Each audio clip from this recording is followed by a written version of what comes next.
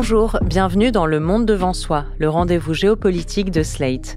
Je suis Hélène Decomer, rédactrice en chef de Slate, et je suis en compagnie de Jean-Marie Colombani, cofondateur de Slate. Bonjour Jean-Marie. Bonjour Hélène. Et d'Alain Frachon, éditorialiste au Monde et spécialiste des questions internationales. Bonjour Alain. Bonjour Hélène. Réarmer l'Europe, l'intitulé a des accents de XXe siècle et pourtant, c'est bien notre situation d'aujourd'hui, à nous Français, à nous Européens, dont il s'agit. Les 27 États membres de l'Union ont accepté un plan de 800 milliards d'euros ce jeudi 6 mars pour renforcer notre défense.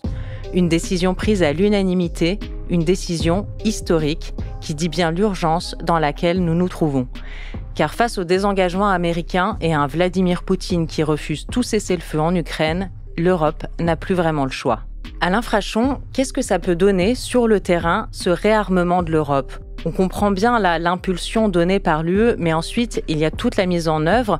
Est-ce qu'il va y avoir des conséquences immédiates ? Qu'est-ce qui va se passer sur le champ russo-ukrainien ?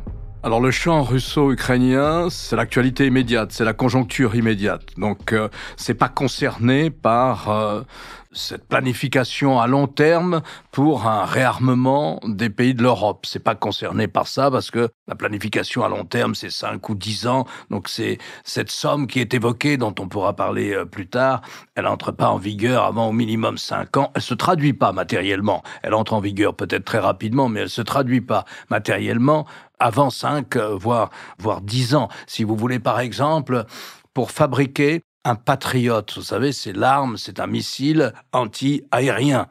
Il faut au minimum 30 mois. Donc, vous imaginez bien que avant d'équiper ou de nous équiper, nous, d'un dôme de fer, en nous protégeant des attaques aériennes, il faut beaucoup de temps. En revanche, pour ce qui est de la situation immédiate sur le front russo-ukrainien, les Européens ont dégagé pour l'année qui vient 30 milliards d'euros. Plus, il y a des crédits qui courent encore de l'année précédente. Mais nous mettons 30 milliards d'euros alors que les États-Unis ont arrêté toute aide militaire, mais pas seulement militaire, civile et militaire. Plus une autre mesure dans laquelle j'espère qu'on pourra parler, qui me paraît beaucoup plus grave et beaucoup plus importante, c'est que les Américains ont arrêté de livrer des renseignements satellitaires et autres à l'armée ukrainienne. Donc c'est une sorte comme ça de blocage ou de diminution radicale des capacités des Ukrainiens à résister à l'offensive russe en ce moment. Donc ça, c'est l'actualité immédiate. Voilà ce qui se passe sur le terrain. Nous, pour continuer à aider, nous, Européens, les 27, pour continuer à aider l'Ukraine, on a mis 30 milliards pour l'année prochaine. Les Britanniques ont apporté aussi une aide, ont maintenu une aide et même dégagé une aide spéciale pour l'Ukraine pour l'année prochaine. Donc voilà, on essaye de pallier le départ des Américains en aide civile, économique, budgétaire, militaire et renseignement si nous pouvons, mais notre capacité de renseignement satellitaire, peut-être à l'exception de la France, est très faible et totalement dépendante des États-Unis en général. Donc, pas d'impact à long terme de ces 800 milliards d'euros dont vous avez parlé, mais en revanche, une aide pour l'Ukraine à court terme. Oui, vous dites 5 à 10 ans de mise en œuvre militaro-industrielle. Est-ce que ça veut dire que l'Europe réagit déjà un peu trop tardivement parce qu'on est au pied du mur ? Oui, mais comment pouvait-il en être autrement ? Depuis la fin de la guerre, nous sommes dans ce qu'on pourrait appeler l'américanosphère. Et l'américanosphère, c'est à la fois militaire, économique, culturel. Le champ est très vaste et personne n'imaginait que ça puisse s'interrompre du jour au lendemain. On dit maintenant, oui, mais Obama avait déjà commencé à réorienter la stratégie américaine vers l'Asie-Pacifique. Oui, on peut dire aussi qu'Obama avait manqué quelques rendez-vous, ainsi de suite. Mais c'était pas du tout la même chose. Ni Obama, ni évidemment Joe Biden, ni les prédécesseurs de ces deux présidents ne jouaient aussi ouvertement le jeu de l'adversaire, c'est-à-dire le jeu de Vladimir Poutine. Donc là, on est vraiment dans quelque chose qui ne pouvait que surprendre. Personne ne pouvait anticiper le fait que Donald Trump serait à ce point l'allié objectif de Vladimir Poutine. Donc mais simplement la chose qui est plus positive dans ce paysage qui ne l'est pas, c'est le fait que ça a en effet provoqué un réveil européen et qu'il y a beaucoup de ces pays européens, notamment du centre Europe ou de l'Est Europe, qui étaient étroitement dépendants de la sécurité procurée par les États-Unis au point de refuser tout effort européen, sont maintenant convaincus qu'il faut réagir. Et le meilleur exemple, c'est évidemment le virage allemand, puisque l'Allemagne, avec le nouveau chancelier, le futur chancelier, a changé complètement de stratégie et tient compte de ce qui s'est passé. Donc le futur chancelier dit une défense européenne, article 1, et il dit article 2, une défense européenne indépendante, ce qui est un double virage stratégique pour l'Allemagne. Et c'est ce qui fait qu'on peut penser que les Européens, et d'abord évidemment ceux qui sont les plus à même de fournir l'effort, c'est-à-dire Allemagne, France, Pologne, Suède, Finlande, auxquels d'ailleurs on voit que la Norvège va s'agréger, qui sont les pays les plus, qui peuvent le mieux répondre et le plus rapidement possible répondre à ce genre d'exigences. Après, on dira oui, mais on n'avait pas prévu. Oui, on n'avait pas prévu, bien sûr, que Trump se conduirait de cette façon. On peut toujours faire ce procès à retardement à l'Europe, mais d'abord c'est trop tard. Et ensuite, je pense que ce serait assez largement injuste parce que l'imbrication est telle dans la zone euro-atlantique que personne ne pouvait penser qu'un président américain s'ingénierait à la défaire, à la détricoter. Une des grandes victoires européennes face aux États-Unis, dans la concurrence avec les États-Unis, c'est l'aéronautique. À une époque, l'aéronautique américaine écrasait tout. Puis les Européens se sont dotés de leur propre aéronautique et aujourd'hui, c'est Airbus qui écrase un peu Boeing. Mais quand on fabrique un Airbus, il y a des éléments américains. Quand on fabrique un Boeing, il y a des éléments européens. On était dans un univers qui était totalement et étroitement imbriqué. Et voilà que Trump s'ingénie à le détricoter. Donc la bonne nouvelle, entre guillemets, c'est que les Européens semblent avoir pris conscience qu'il s'agit d'une véritable rupture et que de cette rupture, il faut tirer au plus vite les conséquences. Oui, parce qu'on sait que Donald Trump est quand même un habitué des revirements. Dans un tout autre domaine, on l'a vu cette semaine sur les droits de douane. Après avoir annoncé telle augmentation, finalement, il revient dessus. Est-ce que là, il faut considérer que la confiance est définitivement rompue, qu'on ne peut plus compter sur les États-Unis et donc on est dans cette nouvelle ère? Ou est-ce qu'on peut quand même se dire que peut-être, fidèle à lui-même, il va revenir, que des discussions sont encore possibles? Emmanuel Macron, dans son allocution sur la défense aux Français cette semaine, a eu des mots durs envers Vladimir Poutine, évidemment, mais nettement moins quand même avec Donald Trump. Donc, est-ce qu'il y a quand même une possibilité de raccrocher un peu les wagons et d'améliorer les relations avec l'administration américaine? En tout cas, c'est ce que font les chefs d'État européens, les chefs d'État ou les premiers ministres européens. C'est ce que pense le premier ministre britannique, Starmer, c'est ce que pense le président Macron, c'est ce que pense Tusk, le président de l'Union européenne. Ces trois ont plutôt des bonnes relations avec Trump, c'est-à-dire qu'ils ne le contredisent jamais en public, ils le caressent dans le sens du poil, même s'ils manifestent leur désaccord, parce qu'ils ne cachent pas leur désaccord, mais ils considèrent que ça fait partie de leur rôle, et je crois que c'est vrai à juste titre, d'essayer de raccrocher au minimum Donald Trump. Mais autant il est imprévisible et il peut revenir sur ses décisions en matière économique et commerciale. Là, on l'a vu pour la deuxième fois à l'annonce de droits de douane. Cette fois-ci, c'était les droits de douane sur le Canada et le Mexique. Ça fait la deuxième fois qu'il voit que le marché s'effondre, que la bourse perd 1,6, 1,8% selon les indices. Et ça, c'est très mauvais. D'autant que les indices de confiance des consommateurs et des investisseurs sont bas et sont plutôt à la baisse. Donc ça, il est sensible à ça. Alors il dit à chaque fois, je reporte ma décision. Là, il a reporté au 2 avril. On verra ce qui se passe le 2 avril. Autant là, donc, on le voit capable de revenir sur ce qu'il a décidé. Autant il y a une continuité stratégique. Il y a une continuité stratégique, il y a une complicité, une complaisance à l'égard de la Russie, de Vladimir Poutine, de Poutine même, personnellement. Il ne faut pas oublier qu'entre les deux mandats Trump, il y a 6 coups de téléphone avec Vladimir Poutine. De quoi ont-ils parlé? Visiblement de ce qu'ils sont en train d'accomplir aujourd'hui, c'est-à-dire une paix forcée imposée à l'Ukraine, plus ou moins aux conditions des Russes, c'est plutôt plus que moins. Donc autant, si vous voulez, en matière stratégique, il avait commencé déjà à éroder la confiance qu'on peut avoir dans l'OTAN. Il avait même eu cet adjectif, il a dit « mais ça me paraît obsolète ». Il avait déjà laissé entendre que si un pays balte était attaqué, il dit « je vois pas très bien quel est l'intérêt stratégique américain d'aller défendre un pays balte ». Il avait dit tout ça. Et là, il le redit avec insistance. Alors, si vous voulez, il détruit pas matériellement l'OTAN. Les bases américaines, elles restent là. Il demande qu'on paye plus, à juste titre d'ailleurs. Mais elles sont toujours là, en Grande-Bretagne, en Allemagne, en Italie notamment. Elles sont là. Et puis ce sont des bases qui concernent la Méditerranée orientale, le Moyen-Orient, donc ce sont des bases importantes pour les Américains. Eh bien, autant il n'a jamais laissé entendre qu'ils allaient fermer toute cette logistique qui sert aussi à la défense de l'Europe, mais sur le plan politique, si vous voulez, sur le plan de la dissuasion et des capacités de dissuasion d'une alliance défensive collective, ça, il l'a démoli.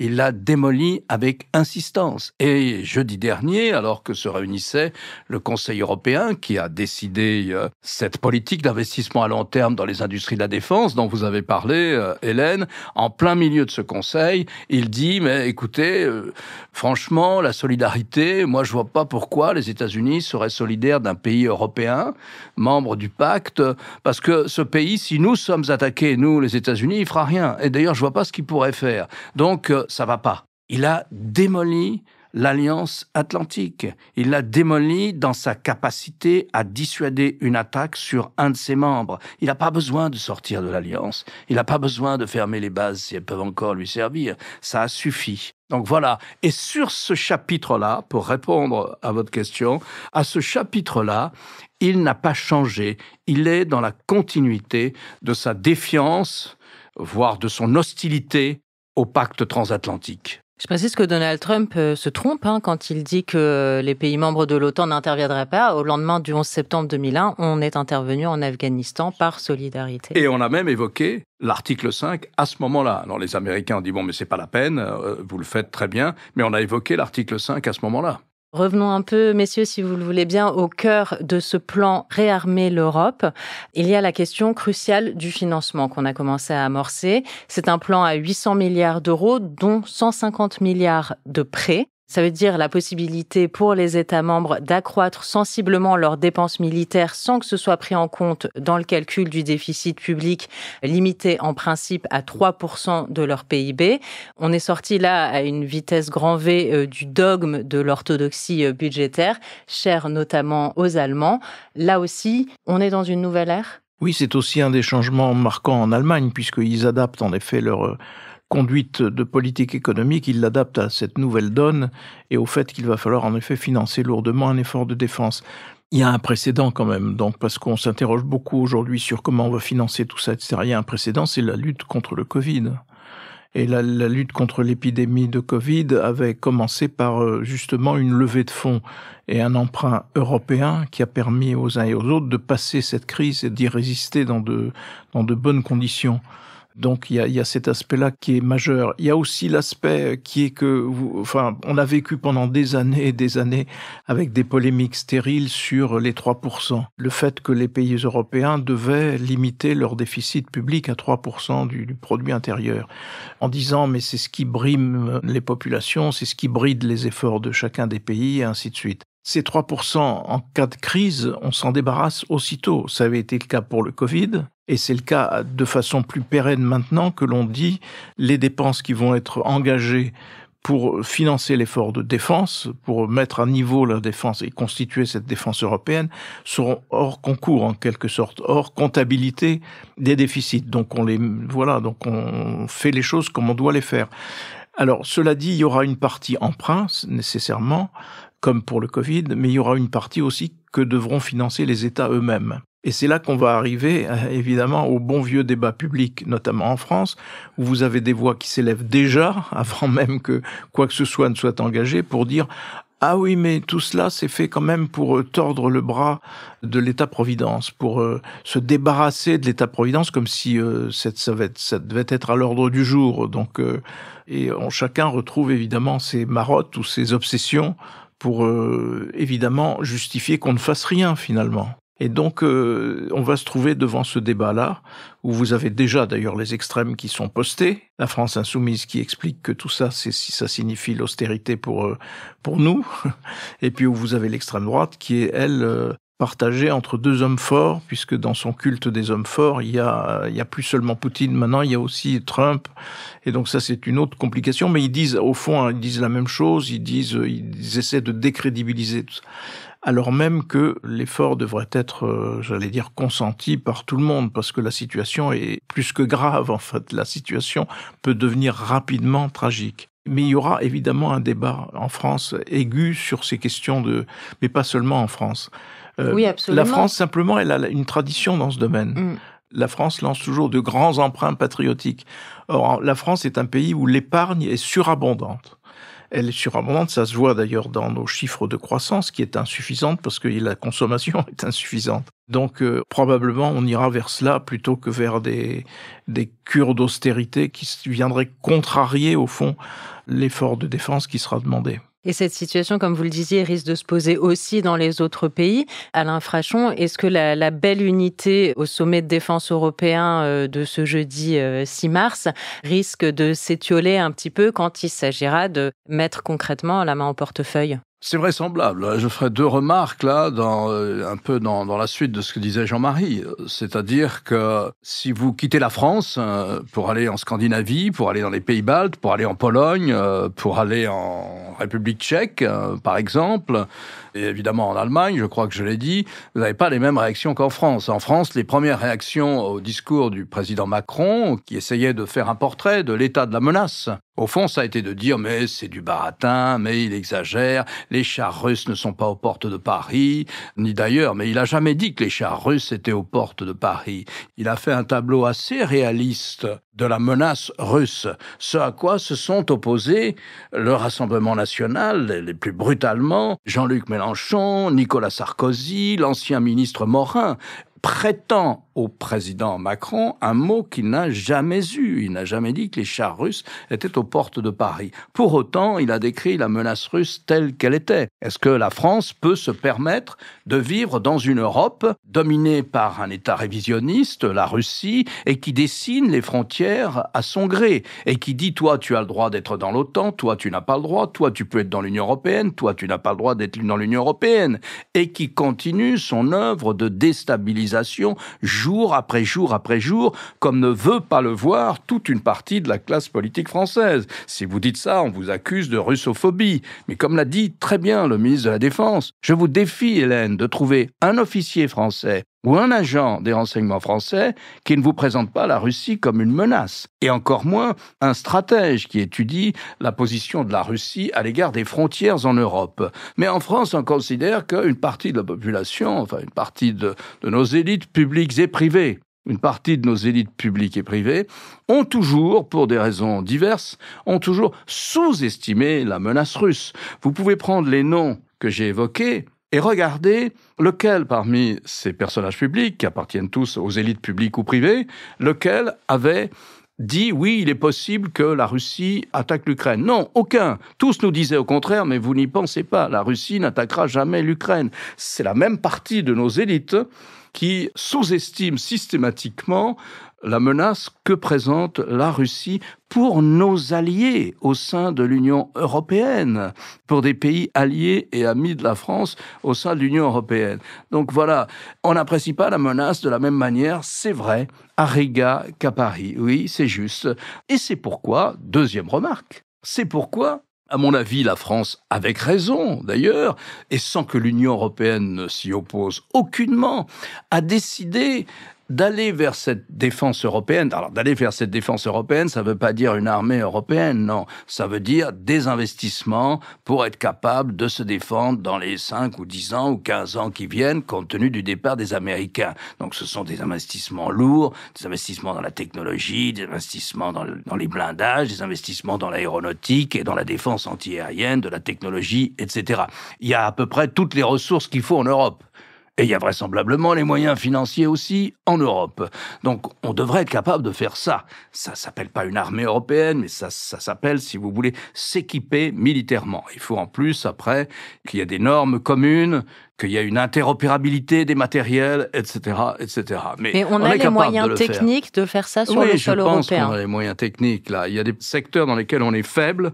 C'est l'observation satellitaire. Bon, il n'y a que les Français, grosso modo, qui ont fait des efforts. Il y a un système européen, Galileo, mais rien qui corresponde à Starlink ou rien qui corresponde aux capacités d'observation de la NSA, une des agences de renseignement américaines. On n'a pas ça, et ça, les Ukrainiens vont le voir tout de suite sur le champ de bataille, puisque je peux en dire un mot, si vous voulez, de ce qui va se passer. L'observation satellitaire américaine, c'était les yeux de l'armée ukrainienne. Il n'y a pas un char qui fasse 10 mètres dans toute la Russie pour s'approcher d'un endroit quelconque en Russie ou en Ukraine, et l'information est immédiatement transmise aux Ukrainiens en temps réel. Et c'est ça qui s'est arrêté cette semaine. C'est ça qui est arrêté. Et donc c'est ça, si vous voulez, qui a permis aux Ukrainiens de tenir essentiellement. L'aide militaire de ce point de vue-là des États-Unis a été essentielle dans toutes les batailles qui ont eu lieu, y compris depuis le tout début d'ailleurs. C'est-à-dire là, lorsque les 10 divisions blindées russes fonçaient sur Kiev, c'est ça qui a permis très largement aux Ukrainiens de l'emporter, plus l'ingéniosité de l'armée ukrainienne à bricoler un tas de matériel, à commencer par les téléphones portables. Mais maintenant, ils n'ont plus ces yeux. C'est fini. Semble-t-il, c'est fini. Alors c'est une pause, c'est une suspension, on ne sait pas. En attendant, ça permet aux Russes d'avancer. Et vous pouvez être sûr qu'ils vont en profiter. Vous avez ça. Et ensuite, vous avez l'ensemble des systèmes de défense antiaériens qui sont aussi pilotés, commandés. Les missiles qui vont frapper les drones, qui vont frapper les missiles anti-drones, et les missiles anti-missiles, et les missiles anti-aviation. Tout ça, qui est la défense antiaérienne moderne, est aussi dépendant de l'information satellitaire. Et vous allez voir que si vraiment l'information satellitaire américaine est totalement coupée, vous allez voir ce qui se passe chaque nuit en Ukraine, puisque chaque nuit, il y a des bombardements aériens, avec des drones, des missiles, des bombes, etc. Vous allez voir qu'ils vont redoubler, et en tout cas que les victimes et les destructions seront plus importantes qu'avant la décision américaine. Si les Américains ont été jusque-là dans l'arrêt des informations satellitaires qu'ils transmettent à l'armée ukrainienne. Donc ça, c'est un secteur dans lequel nous aussi, nous sommes en retard. À l'exception, je crois, des Français, peut-être des Britanniques, mais on est en retard. Pour tout ce type de défense, les anciens pays du pacte de Varsovie, notamment la Roumanie et la Pologne, dépendent à 100% des Américains. À 100% des Américains. Voilà un peu la situation de l'Ukraine et puis la nôtre à l'avenir. Non, on n'est pas dépourvu ni de moyens techniques, ni de moyens technologiques, ni de capacités, non. Si vous faites l'addition de toutes les défenses européennes en Europe, vous avez une défense qui n'est pas opérationnelle, parce qu'il n'y a pas de normes, mais qui n'est pas opérationnelle, mais qui est très conséquente. Et on n'est pas dépourvu non plus de l'arme atomique. Et là, oui, la France alors, a un rôle crucial. Oui, absolument, parce que l'arme atomique est évidemment l'arme qui, en principe, protège la France de toute agression extérieure. Emmanuel Macron a ouvert la discussion, a accepté d'ouvrir un débat, d'ailleurs, qui est souhaité par l'Allemagne, par le futur chancelier allemand, ce qui est aussi là aussi une grande nouveauté, pour savoir si la France peut étendre sa protection ou si la notion d'intérêt vital, d'intérêt national vital, peut s'étendre au sort de l'Allemagne ou au sort de l'Italie, au sort de pays limitrophes ou à d'autres pays de l'Union européenne. Ça va être un grand débat nécessairement et qui sera au cœur des discussions sur la fameuse défense européenne. Mais je reviens d'un mot sur ce qu'exposait à l'instant Alain, en disant que nous avons les moyens, tout est relatif. Parce que on est évidemment mieux que les Britanniques, qui vont avoir un énorme problème. Ils veulent se rapprocher du continent, ils veulent se rapprocher de la France, ils veulent se rapprocher de la France et de l'Allemagne à juste titre. Ils considèrent, comme nous tous d'ailleurs, qu'il ne peut pas y avoir de défense européenne si l'armée britannique n'est pas concernée. Mais ils ne sont pas autonomes à ce stade. Quand, dans l'intervention en Libye, destinée à poursuivre le colonel Kadhafi, et à empêcher le bain de sang en Libye. C'était le motif officiel de notre intervention. Le président Sarkozy décide d'envoyer des bombardiers français qui vont bombarder. Le Premier ministre David Cameron le décide aussi, mais il ne peut le faire qu'après avoir eu un double feu vert des États-Unis, parce qu'ils sont dépendants dans leurs armements et dans leurs déplacements d'un feu vert américain. Alors on peut dire, nous, on était autonomes, sauf que quand on intervient au Sahel, par exemple, on intervient avec une couverture aérienne, de protection aérienne américaine. C'est-à-dire qu'on a des avions américains qui surveillent et qui photographient et qui informent la France de ce qui se passe sur le terrain. Donc même à ce stade-là, on est obligé d'avoir ce détour par des armées américaines. C'est en cela que l'attitude de Donald Trump est plus que dommageable, parce que à la fois il change d'alliance, mais en même temps il désarme les Européens que nous sommes, en partie, et il désarme aussi, d'une certaine façon, les États-Unis, parce que les décisions qu'il prend sur les agences de renseignement, les agences de renseignement américaines qui sont désormais coiffées par une présidente, une directrice qui est totalement pro-Poutine, tout ça, ça fait beaucoup, et c'est là que la situation peut devenir tragique et dramatique. Une très grosse perte pour les Européens que la défaillance de cet allié américain. Est-ce qu'il va falloir qu'on se trouve, est-ce qu'on a d'autres alliés dans le monde que les États-Unis? À qui pourrait se rallier l'Europe? Sur qui peut-elle compter? L'investissement à venir des diplomaties européennes, je pense au niveau de l'Union européenne, sur le plan économique et commercial, mais ensuite au niveau de chacun des États membres qui sont attachés à avoir une influence dans le monde, eh bien je crois on devrait se tourner, mais sans doute est-ce déjà le cas, si on parle avec des diplomates britanniques, allemands ou français ou polonais, c'est déjà le cas, on doit se tourner vers les grands émergents. Les grands émergents du Sud global. Ce Sud global n'est pas acquis à la cause sino-russe. Il se méfie aussi de la cause sino-russe. Il ne nous fait pas confiance parce que nous avons été tellement infidèles à nos principes qu'il ne nous fait aucune confiance. Mais enfin, dans le monde qui se dessine, ce monde de blocs de puissance qui est prêt à renier absolument toute organisation des relations internationales conformément à un certain nombre de normes, dans ce monde-là, les grands émergents peuvent se rapprocher de l'Europe. Quand je dis les grands émergents, ça veut dire des pays comme l'Inde, des pays dont on parle jamais, mais qui sont des pays des puissances économiques et agricoles et autres, comme l'Indonésie, comme les Philippines, comme la Malaisie, comme le Mexique, comme le Chili. Vous savez, le Mexique, on t'oublie toujours, parce qu'évidemment, pour nous, les caricatures du Mexique, c'est un pays aux mains des trafiquants de drogue. Bon non, le Mexique crée tous les ans une richesse nationale supérieure à celle du Brésil, par exemple. Et le Mexique est le pays qui a le plus d'échanges économiques avec les États-Unis. Donc c'est une vraie puissance économique, le Mexique. Donc je pense que les grands émergents, plus les grands Africains, doivent se tourner vers ces pays du Sud global qui n'envisagent pas d'un bon œil le monde de Trump, le monde de Xi Jinping et le monde de Vladimir Poutine. Et c'est une nouvelle fois un monde en totale recomposition que nous commentons cette semaine. Merci beaucoup Jean-Marie Colombani, merci Alain Frachon. Rendez-vous mercredi prochain pour un nouvel épisode de New Deal cette fois-ci. Merci Hélène. Merci Hélène. Le Monde devant soi est un podcast produit par Slate Podcast. Production éditoriale et présentation, Hélène Decomer. Prise de son, montage et réalisation, Aurélie Rodriguez.